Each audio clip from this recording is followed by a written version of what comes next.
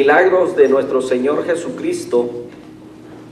Y el tema que nos toca en esta noche es que tiene que ser un milagro, ¿verdad?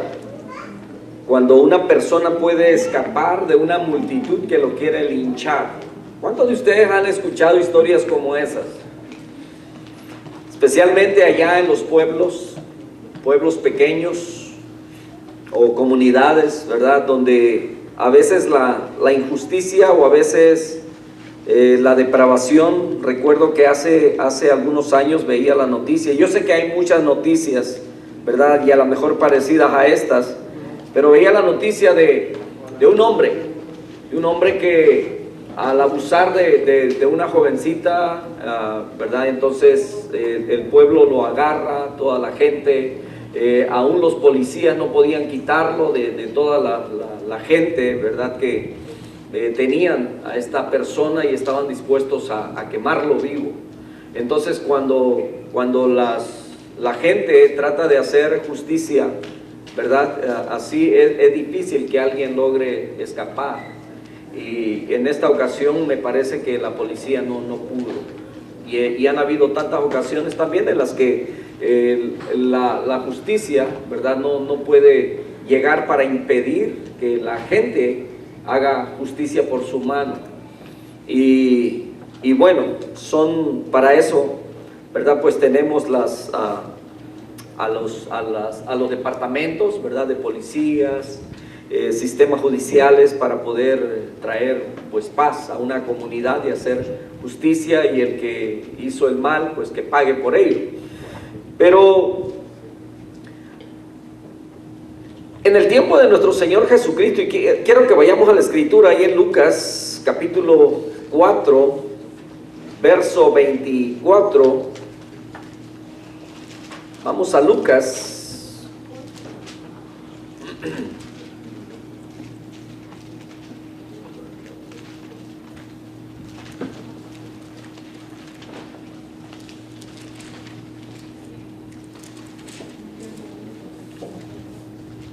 capítulo 4,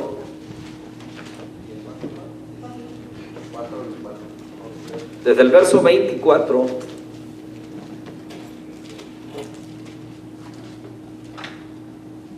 ¿Estamos ahí?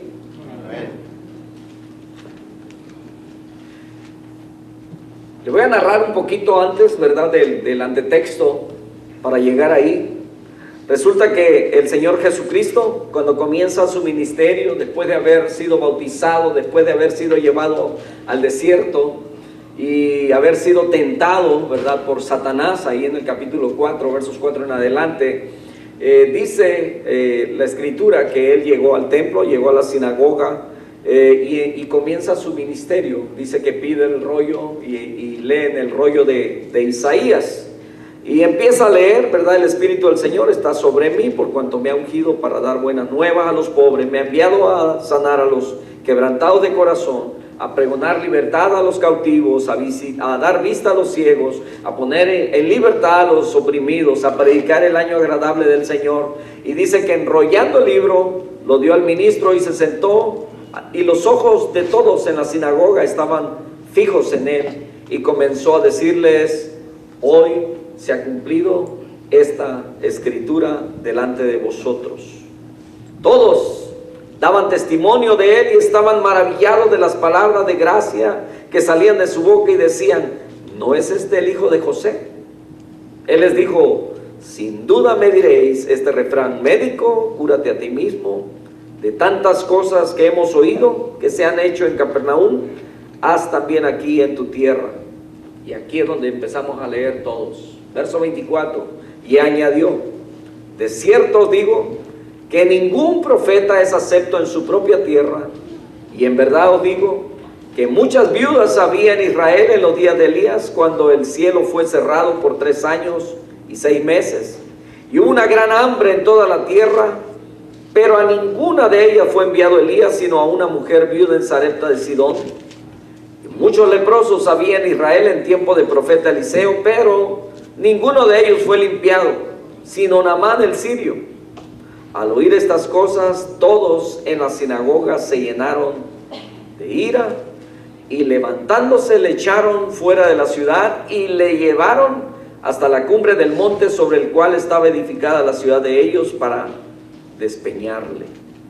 Mas él pasó por en medio de ellos y se fue. Oremos un momento. Padre, damos muchas gracias, Señor, por tu palabra, y en esta noche suplicamos que hables a nuestra vida.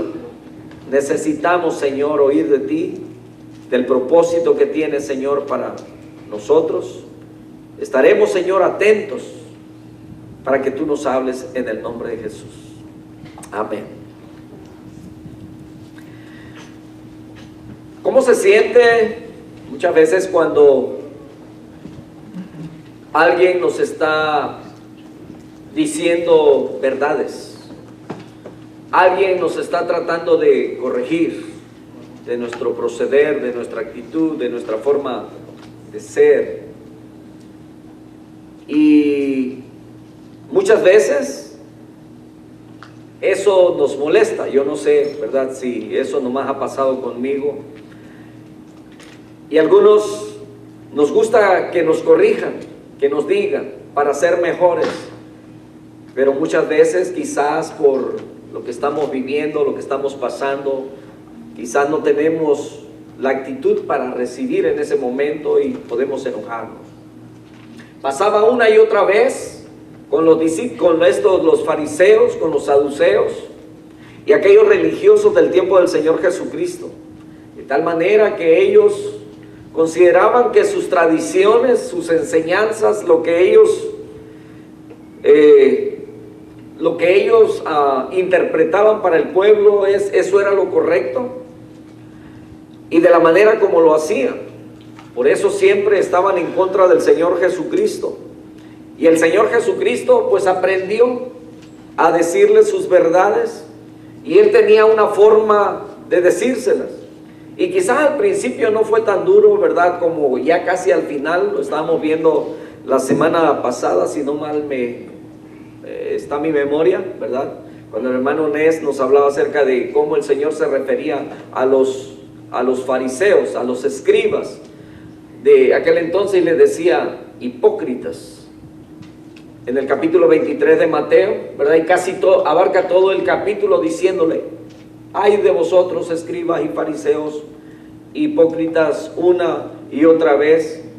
Y al parecer ya para este tiempo, ¿verdad?, ya pues estaban bien calientes los ánimos en cuanto a los fariseos, que desde el comienzo del ministerio del Señor Jesucristo siempre trataron una y otra vez de matarlo o de acabar con él.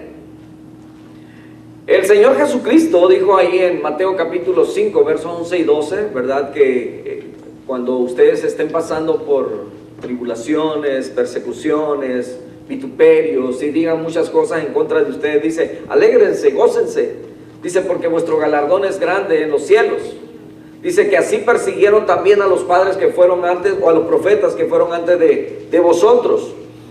Y es que, de acuerdo a la tradición, porque muchos de estos escritos no los vamos a encontrar, ¿verdad?, o detalles en la escritura, solamente podemos encontrar como en Hebreos capítulo 11, donde habla acerca de los héroes de la fe, y habla de aquellos que sufrieron, que padecieron, que anduvieron huyendo, escondiéndose en cuevas, y algunos fueron aserrados, otros pasaron por fuegos, etcétera, ¿verdad? Dice, taparon bocas de leones, y se está refiriendo, ¿verdad?, a la historia bíblica de aquellos hombres que estuvieron expuestos a todos ellos. Pero no dice específicamente de cómo murieron aquellos, sino que simplemente en otros escritos, ¿verdad?, de acuerdo a la tradición, dice que Isaías, según la tradición, dice que murió martirizado cuando Manasés, hijo de Ezequías, subió al trono, y murió en tiempo de Manasés, aserrado en dos. En otro texto dice que el martirio de Isaías, dice, también encontramos una descripción de la persecución y muerte del profeta. En este se nos dice que a causa pues de estas visiones se irritó Beliar contra Isaías, moró en el corazón de Manasés y lo aserró con una sierra de madera. Manasés esperó hasta que él fuera rey para poder hacer esto con Isaías.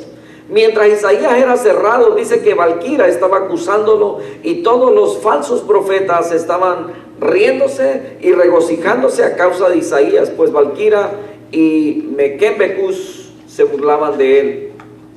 Entonces vemos que Isaías murió de esa manera, ¿verdad? Y yo creo que esto es lo más sonado acerca de Isaías. Y de Jeremías se nos dice que era de Anatot y padeció desde azotes hasta ser abandonado en estanques o encerrado entre rejas, y murió en Tafné de Egipto, apedreado por el pueblo. Cuando un profeta del Señor les decía al pueblo que debían volverse de sus caminos, de la idolatría a Dios, ellos lo tomaban a mal. ¿Cuántas veces quiso Acab matar a Elías? Cuando mandaba a buscarlo y le decía, ¿eres tú Elías? ¿Eres tú el profeta? Y él decía, si yo soy profeta, entonces que descienda fuego del cielo y consuma, ¿verdad? Y en 3 ocasiones acabó con el ejército que iban por él. Entonces era la señal de que realmente, ¿verdad?, era el profeta de Dios. De Ezequiel se nos dice que procede de la tierra de Sarira, del grupo sacerdotal, y murió en el país de los caldeos durante el destierro, después de haber profetizado muchas cosas a los judíos. Y allí mismo lo asesinó el jefe de los israelitas por echarle en cara la veneración de los ídolos. A Juan el Bautista, ¿verdad?, sabemos cómo murió también. De Miqueas se nos narra que era de la tribu de Efraín, y después de dar mucho que hacer a Acab, esposo de Jezabel, fue eliminado por su hijo Jorán, que lo despeñó porque le echaba en cara las impiedades de sus antepasados. Y así cada uno de ellos. De Amós, que era de Tecoa, Amasías lo golpeó a menudo, y por fin acabó con él su hijo, golpeándole, ¿verdad?, en la sien, y todavía con vida llegó a su tierra, y ahí a los pocos días murió y fue enterrado allí mismo. Profeta de Dios, por decir verdades. Zacarías se nos dice que era de Jerusalén, hijo de Joiada el sacerdote, y Zacarías pereció apedreado, nada más y nada menos que entre el altar y el santuario. La casa de David derramó su sangre en medio del santuario sobre el patio, pero los sacerdotes lo acogieron y lo enterraron junto con su padre, hablando de Zacarías.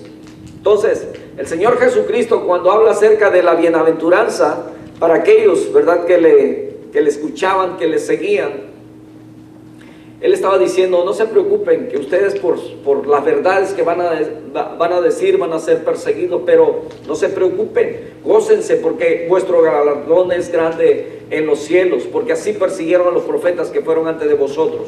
Y entonces vemos que el mismo Señor Jesucristo fue perseguido por predicar la palabra de verdad, por traer ese evangelio de salvación, y fue perseguido durante todo su ministerio, ¿verdad?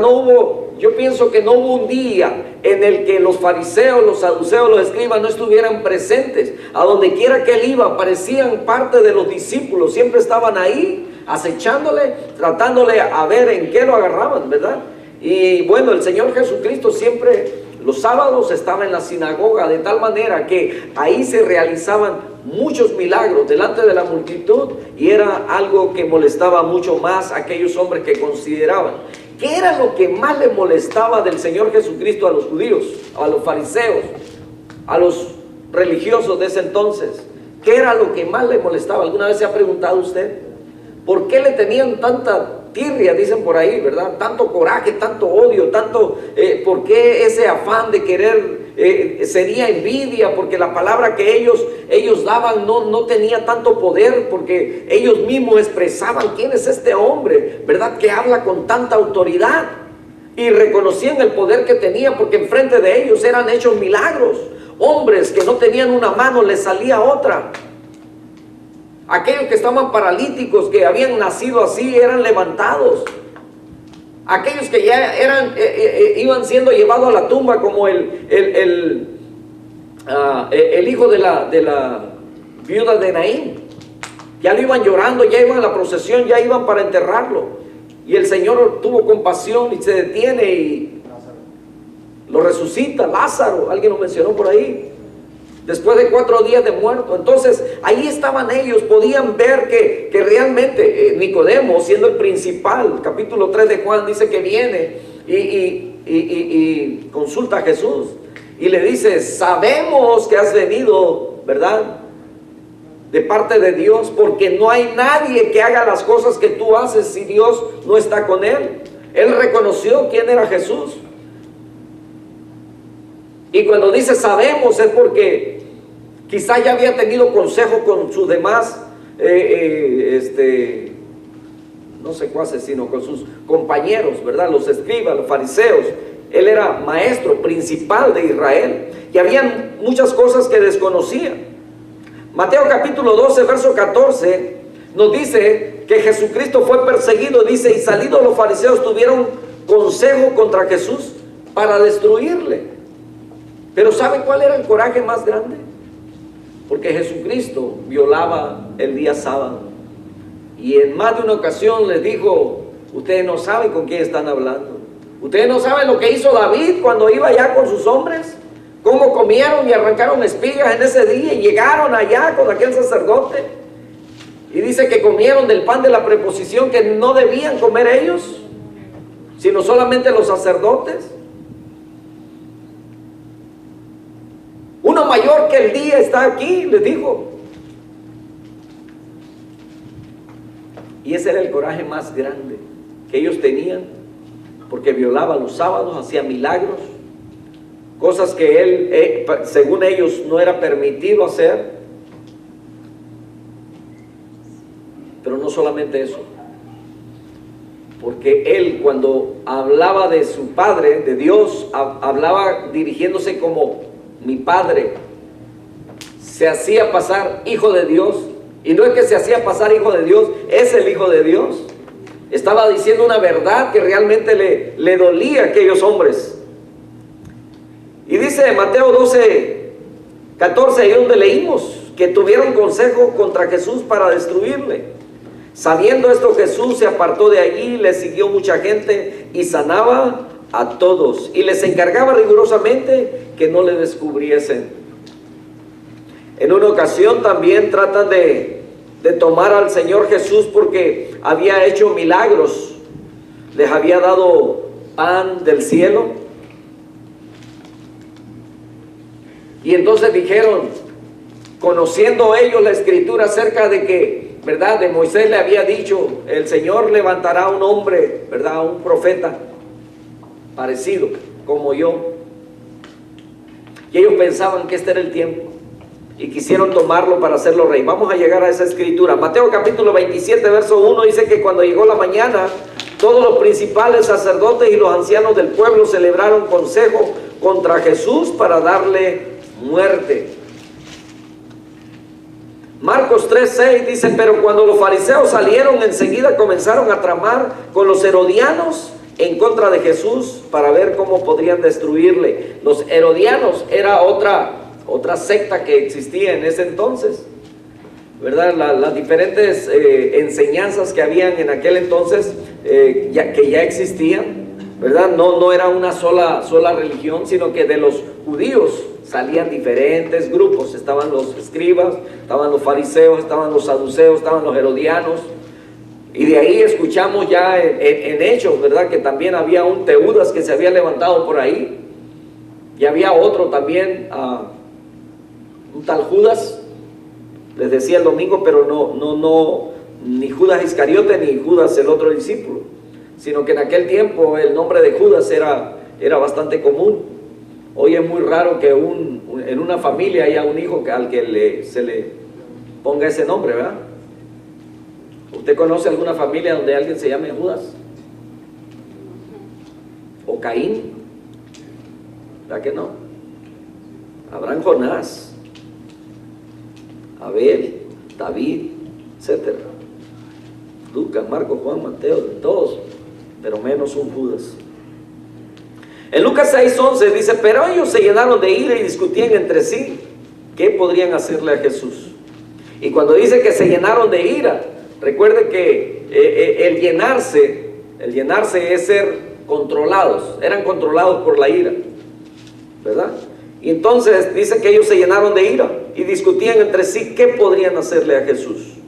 En Juan 5:18, entonces por esta causa los judíos aún más procuraban matarle, porque no solo violaba el día de reposo, sino que también llamaba a Dios su propio Padre, haciéndose igual a Dios. Esas eran dos cosas que como le molestaban a los religiosos de ese entonces. Entonces, en Juan 10:39 dice que por eso procuraban otra vez prenderle, pero se les escapó de entre las manos. Hermanos, comencé diciéndoles, ¿verdad?, de que en pueblos donde la gente trata de aniquilar a alguien, ¿verdad?, y muchas veces lo han logrado. Y aquí veíamos que el Señor Jesucristo tenía seguidores, tenía discípulos, pero había mucha gente que todavía le hacía la contra. Y aquellos hombres representaban, ¿verdad?, el poder judicial ahí en Jerusalén, ahí en Israel.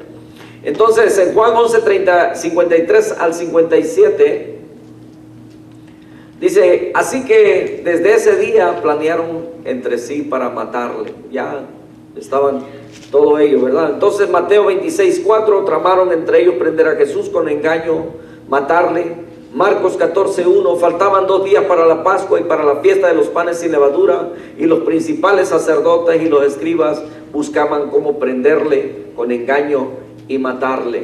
Lucas 22:2 dice, y los principales sacerdotes y los escribas buscaban cómo dar muerte a Jesús, pues temían al pueblo.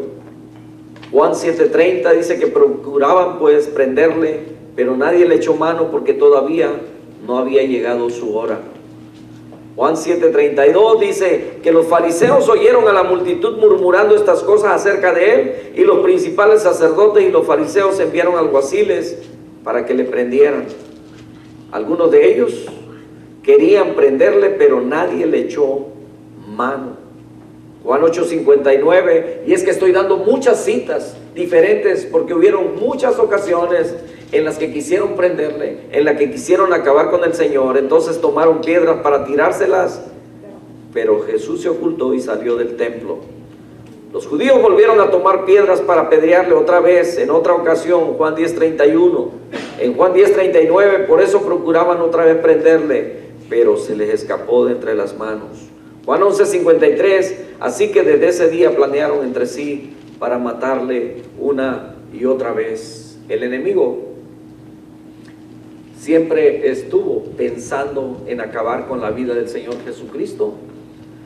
Aunque no entendía ni conocía el propósito, entonces vemos aquí que la vida del mismo Señor Jesucristo fue un milagro en cada ocasión, porque ante una turbia que estaba muy animada a llevar a cabo lo que querían, ¿verdad? Pudieron haber hecho muchas cosas, o a lo mejor lo intentaron, pero no se les dio.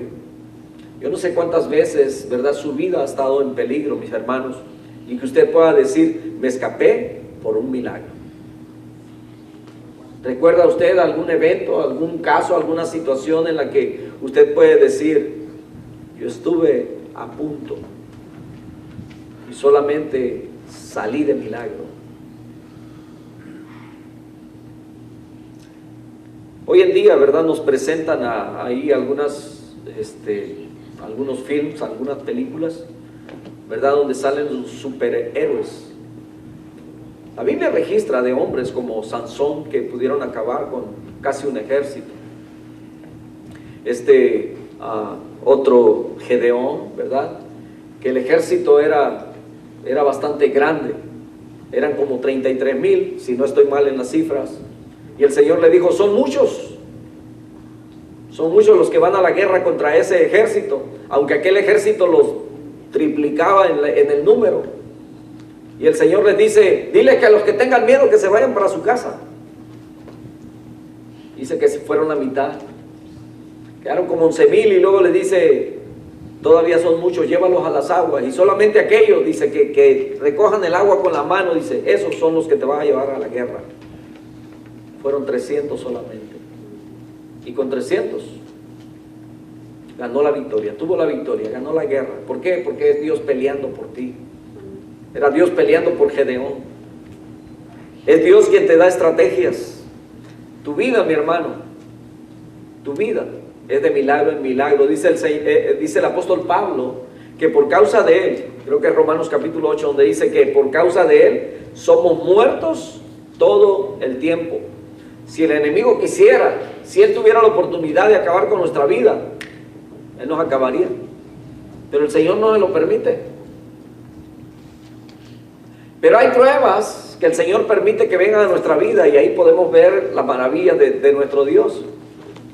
Lo usa para todo, para fortalecer nuestra vida, para levantar nuestra fe, ¿verdad? Que llegue a otro nivel, etcétera. Nos forja, nos cambia, nos va transformando, porque aún todo lo que permite, pero vivimos de milagro en milagro.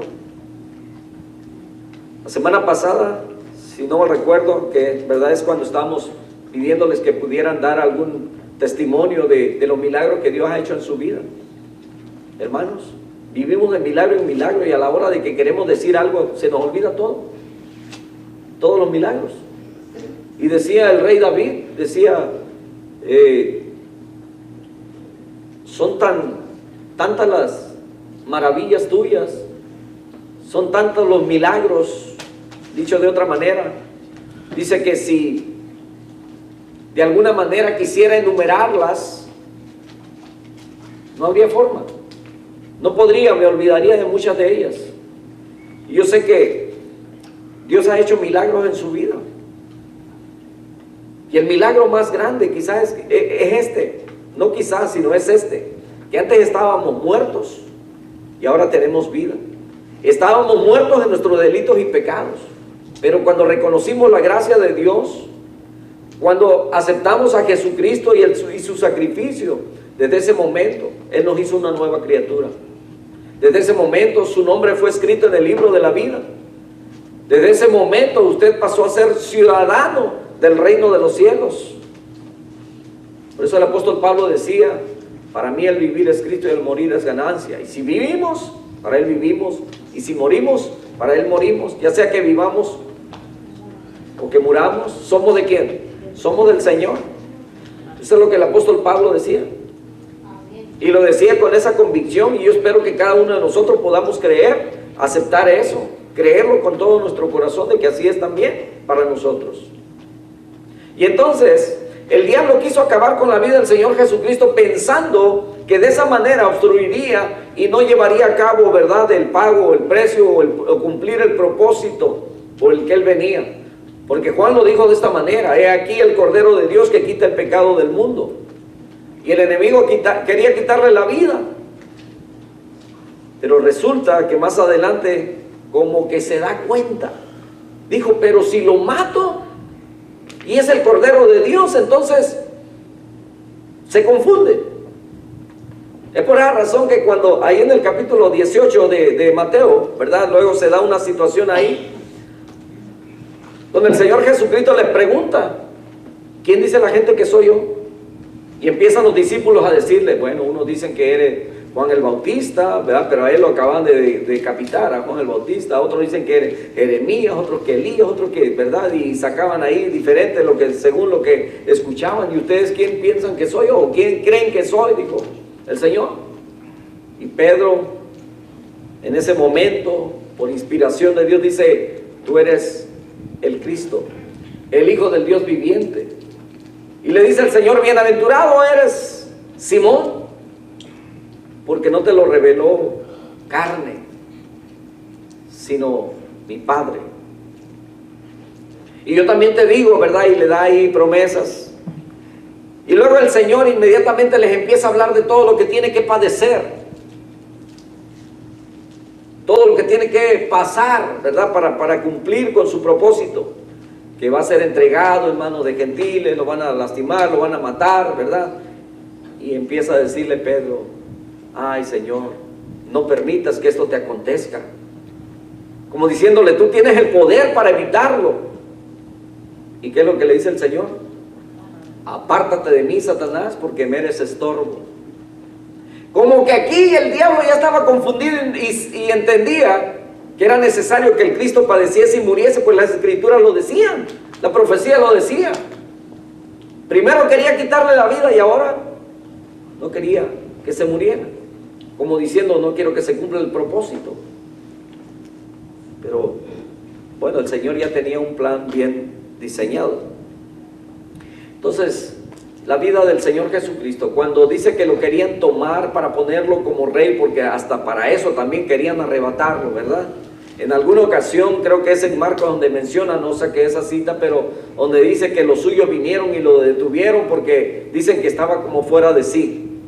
O sea, aún su misma familia, sus mismos hermanos pensaban que estaba loco por todas las cosas que hablaba y cómo la gente, ¿verdad? Lo veían como alguien raro, como alguien extraño, alguien que tiene, pues por supuesto, tiene mucha sabiduría, ¿verdad? Y entonces quisieron llevárselo a su casa. Entonces estamos viendo los milagros de nuestro Señor Jesucristo, y en esta ocasión, ¿verdad?, de cómo sale ileso Él. Y no fue la única ocasión, hubieron muchas. ¿Y saben qué, mis hermanos? Que aún ante aquella turba y toda la gente pudieron haberlo agarrado y quizás hubieran estado a punto de lincharlo y todo ello, ¿verdad? Y Él pudo escapar, y en muchas de esas ocasiones dice que pasó aún en medio de ellos caminando. En una ocasión recuerdo que la Escritura dice, ¿verdad?, acerca del rey David. No sé cuántos han leído esa parte. Dice que él pues estuvo huyendo de su suegro por mucho tiempo, del rey Saúl, que lo quería matar. Y pasó el tiempo, pero David ya se había hecho muchos enemigos por causa de las guerras que salía a pelear. Era muy conocido. Y en una ocasión se halló allá solo, en medio de los enemigos. Y entonces escuchaba que decía la gente, ¿no es este David? David, sí, este es David. Y entonces él se halló en peligro. Dice la Escritura que él se fingió loco. Se fingió loco y dice que empezó a dejar que la baba, ¿verdad?, la saliva, la baba se le escurriera por la barba. No sé de qué manera le ha hecho. No tengo idea. Pero él se fingió loco ante los demás, de tal manera que dijeron, no, este no es. Míralo, ¿verdad? No es. Cuando Dios tiene planes, cuando Dios tiene propósitos con tu vida, siempre te va a proteger, te va a dar la habilidad, te va a dar todo lo que tú necesitas. El Señor Jesucristo salió ileso, su hora todavía no había llegado. No fue necesario llamar a una legión de ángeles, que en alguna ocasión también lo mencionó, se lo dijo a Pedro, ¿verdad? Cuando él es arrestado y Pedro saca la espada y dice que mocha la oreja ahí a Malco, que era uno de los sirvientes del sumo sacerdote, y le dice, guarda tu espada, que a hierro mata, a hierro muere. Y entonces él le dice también, ¿crees que no puedo pedir por una legión de ángeles y salir librado de esto? Y saben, hermanos, una legión de ángeles son muchos. No necesitaba tantos. Uno hubiera sido más que suficiente, porque en la Escritura leemos, ¿verdad?, que creo que son en 2 ocasiones que menciona la Escritura de un ángel que vino y empezó a traer matazón, ¿verdad? Uno solo acabó con 181,000 personas. Un solo ángel, no ocupaba tanto. Y el Señor dijo, ¿crees que no puedo pedirle a mi Padre que envíe una legión de ángeles? Pero entonces no estaría cumpliendo el propósito. La enseñanza, junto con las preguntas que nos quedan, es cómo hubiéramos actuado nosotros en ese tiempo. ¿Cómo hubiéramos actuado? Si nosotros nos hubiera tocado vivir en ese entonces, ¿nos habríamos comportado como los fariseos, como los saduceos, como aquellos, o como los discípulos? ¿Cómo nos hubiéramos comportado?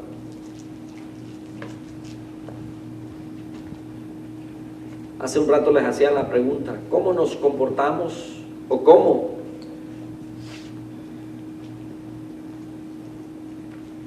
nos sentimos cuando somos confrontados con la palabra de Dios?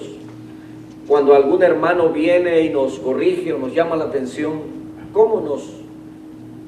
¿cuál es nuestra actitud? ¿Cuál es la actitud que tomamos? Y es que en alguna ocasión a lo mejor usted ha sentido que aquel hermano que le está predicando, que le está diciendo, porque la palabra de Dios es viva y eficaz, ¿verdad? Y Dios conoce la necesidad de cada uno. Y es que hemos escuchado también de personas que cuando han venido a escuchar la palabra de Dios dicen, ¿quién vino de chismoso con el pastor? Porque todo lo que estuvo diciendo es como si me conociera. Y es que el que te conoce es Dios. Y su palabra, no importa qué palabra, pero cuando te llega te va a confrontar, te va a decir verdades. El Espíritu va a estar trabajando dentro de ti, te va a estar redarguyendo, te va a estar haciendo marca ahí sobre lo malo, sobre tu pecado.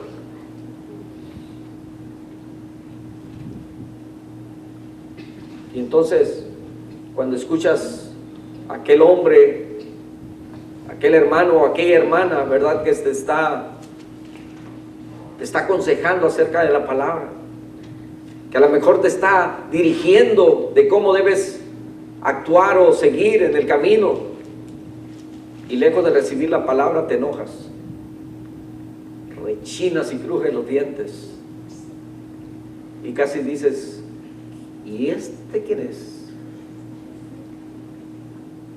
Para venir a decirme a mí cómo debo ser, cómo debo comportarme, cómo debo servir o cómo debo hacer esto o el otro. Cuando con humildad y con mansedumbre debemos de aprender los unos de los otros y estar dispuestos a ser corregidos. Los fariseos, los saduceos, los religiosos de ese entonces, por supuesto que no estaban dispuestos, no aceptaban que Jesucristo les enseñara o les dijera algo, que los corrigiera. No lo aceptaban. Al contrario, querían arremeter contra Él. ¿Cuál es nuestra actitud con aquellos que quieren vernos mejor?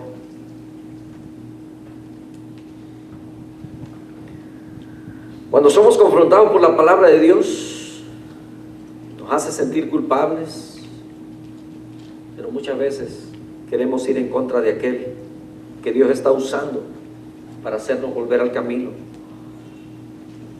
Y muchas veces empezamos a buscar argumentos en contra de esa persona. Pero qué bueno que podemos tener un espíritu afable, amable, que humildemente escuchamos la exhortación de la palabra para corregirnos.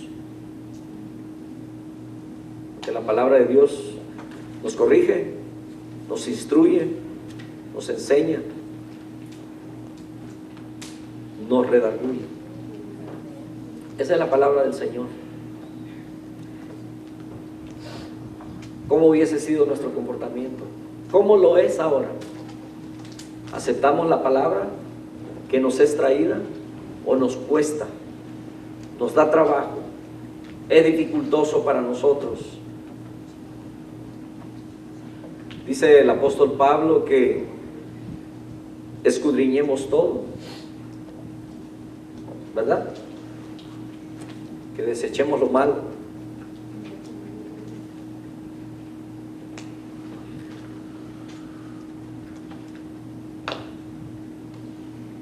¿Cómo vamos a actuar ahora en adelante? Cuando el Señor nos corrija. No busquemos argumentos en contra de aquel que nos corrige o que nos enseña, porque entonces sería el mismo camino que llevaron los fariseos y los religiosos de aquel entonces. Vamos a orar. Padre, te damos muchas gracias, Señor, por esta palabra tuya. Nos queda, Señor, como ejemplos aquellos hombres que eran religiosos, llegaron a ser hasta fanáticos, y en ese fanatismo trataban de demostrar lo cruel que eran. Esto también se vio en el comienzo de tu iglesia, cuando le quitaron la vida a aquel siervo tuyo, Esteban, siendo apedreado por causa del celo que ellos tenían por su religión. Amado Dios, permítenos a nosotros ser diferentes en estos tiempos, si es que en algún momento nos hemos comportado como religiosos y no como aquellos que tú has comprado, Señor, con tu gracia, y que no hemos dado gracia por gracia, sino muchas veces nos hemos comportado ásperos, intolerantes con aquellos que nos han corregido. El Señor Jesucristo quiso hacerlo en muchas ocasiones con aquel pueblo, pero fueron muy pocos los que recibieron, Señor, su palabra. En estos tiempos, mi Dios amado, ayúdanos a ser humildes. Tu palabra nos dice que aprendamos de ti, que eres humilde y manso de corazón. Y es así como podemos hallar descanso para nuestras almas, porque tu yugo es fácil y tu carga es ligera. Muchas gracias te damos, Señor, por tu palabra en esta noche que habla nuestra vida, y perdónanos por todas las veces, Señor, que nos hemos comportado de una manera grotesca. En el nombre de Jesús, en el nombre de Jesús.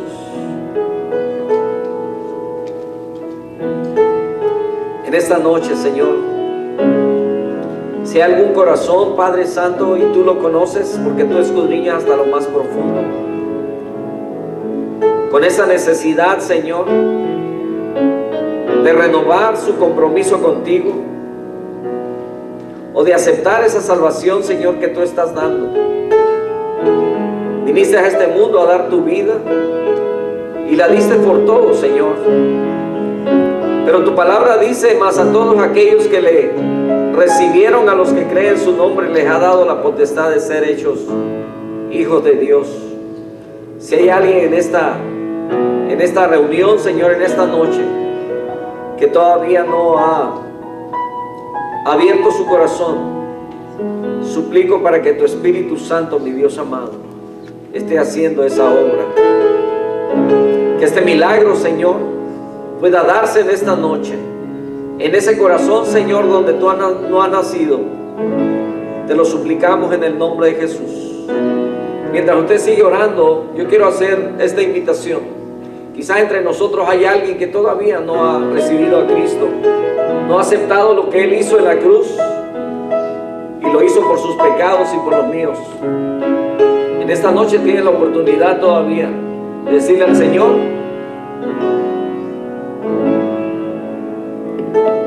aquí está mi corazón, ven y entra en Él. Dice la Escritura que Él nos hace nuevas criaturas. Dice: de modo que si alguno está en Cristo, nueva criatura es. Y es que Él hace que todas las cosas pasadas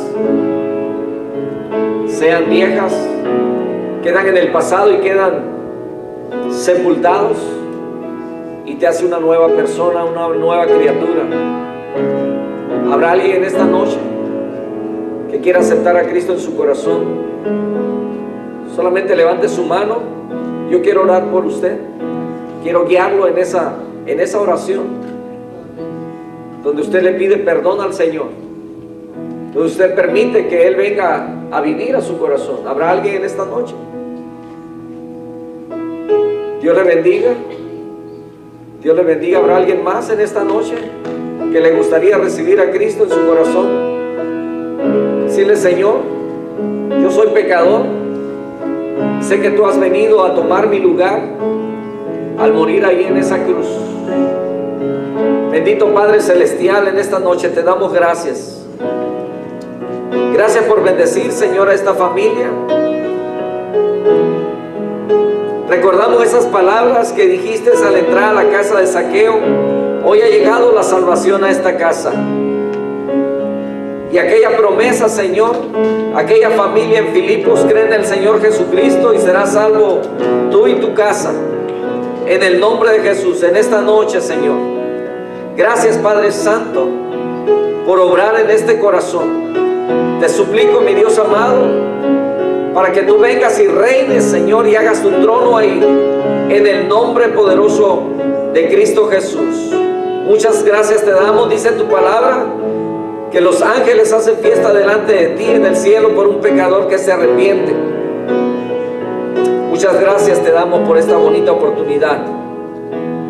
Bendice, Señor, a esta familia, en el nombre de Cristo Jesús. A ti sea la honra y la gloria siempre. Amén y amén.